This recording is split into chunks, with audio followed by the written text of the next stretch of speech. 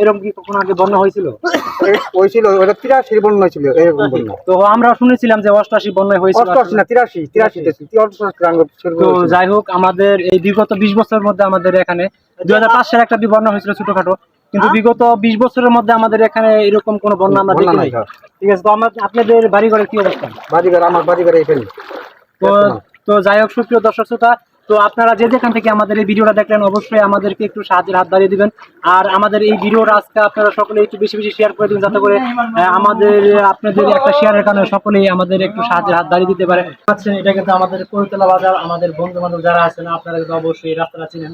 আসলে এখানে দেখতে পাচ্ছেন যে আমাদের এখানে হাঁটু নিচে পানি। আসলে এই বাজারে কিন্তু খুবই টান একটা জমিন, আসলে এখানেও তাও পানি এসে পড়েছে আসলে। আর আমাদের এই শেরপুর, নালিতাবাড়ি এবং ঝিনাইগাতি এবং কুয়াকান্দা, সিঙ্গারপাড়, চান্দননগর, তো অনেক এলাকায় আমাদের বন্যার কবলিত আমরা এই জায়গায় এসেছি।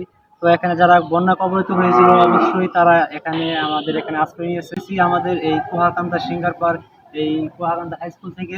তো অবশ্যই আমাদের আজকের এই ভিডিওটা শেয়ার করে দিবেন। চলুন তাহলে আমি যারা যারা বন্যায় কবলিত হয়েছে তাদের সাথে একটু কথা বলবো, আপনারা আমাদের সাথেই থাকবেন।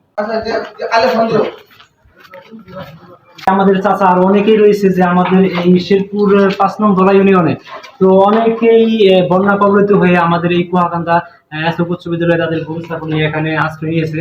আসলে আমাদের এই শেরপুরে খুবই ভয়াবহ অবস্থা বন্যার। তো চাচা, আপনাদের যে আবাদ জমিগুলো করেছে সব কি পানি নিয়েছে? সব পানি নিয়েছে, সব পানি আপনাদের সব পানি।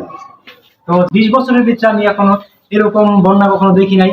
আসলে চাচার কাছে শুনতে চাই যে 88 বন্যাটা কিরকম হয়েছিল? 88 বন্যার চাই এটা একটু বেশি। তো আসলে 88 বন্যার সময় আসলে আমরা এখনো দেখি নাই। তো চাচারা 88 বন্যা দেখেছিল। আসলে আমরা এই যুবক বয়সে আমরা এই যে বন্যাটা দেখলাম, আসলে এরকম বন্যা আমি কখনো দেখি নাই। রাস্তার মাঝখানে প্রায় কোমর পানি, ঠিক আছে? হ্যাঁ, তো কোমর পানি। তো এখানে যে আমাদের এখানে যে আসছে এরা খুবই অসহায় এখানে আসছে।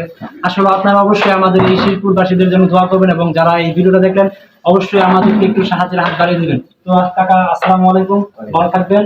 আর আমাদের শেরপুরবাসীর জন্য সকলে দোয়া। চাচার কাছ থেকে শুনবো, আপনি কোথা থেকে আসছেন? আমরা চান্দননগর ধলা ইউনিয়ন শেরপুরেরই। ধরেন আমাদের ঘরে বাড়িয়ে পানি, অনেক ক্ষতি হয়েছে। তো আমাদের যে এই যে আপনাদের যে আবাদি জমিগুলা সব পানি নিচে, পানি নিচে, ঘর বাড়ি সব পানি, ঘর বাড়ি পানি নিচে।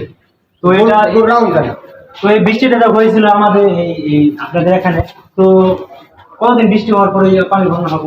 পানি আমাদের 2 দিন বৃষ্টি হওয়াতে, এক রাত একদিন। তো সুপ্রিয় দর্শক শ্রোতা, তো আসলে আপনারা দেখতে পেলেন যে আমাদের এই শেরপুরের অবস্থা খুবই ভয়াবহ।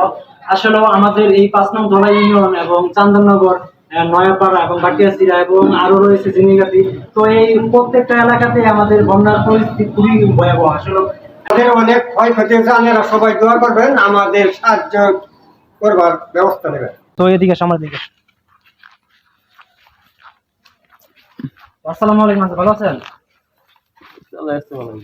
তো আসলে আমাদের এই শেরপুরবাসী ভালো নেই। আসলে তারা তারপরও তার মন থেকে বলতেছে যে আমরা খুবই ভালো আছি। তো আসলে এই অবস্থাতে আসলে কেউ ভালো নেই। আসলে এই আমাদের এই কুয়াকান্দা এসব উচ্চ বিদ্যালয় এখানে একটু উঁচু জায়গা। আসলে এখানে অনেকেই আশ্রয় নিতে আসছে, এখানে গরু ছাগল নিয়ে তারা এখানে আসছে।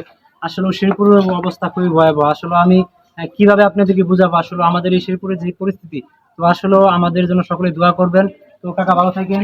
তো সুপ্রিয় দর্শক শ্রোতা, তো এই চাচা কিন্তু আসছে চান্দননগর থেকে। আসলে আমাদের এই শেরপুরের অবস্থা, আমাদের এই পার্শ্ববর্তী এলাকায় বা ইউনিয়নে যতগুলো গ্রাম এবং জেলা রয়েছে সকল জায়গায় কিন্তু পানির অবস্থা খুবই ভয়াবহ। যে নিজে এক জায়গায় থাকবে এরকম অবস্থা আমাদের এখানে নেই। আসলে আপনারা সকলেই আমাদের এই শেরপুরবাসীর জন্য দোয়া করবেন।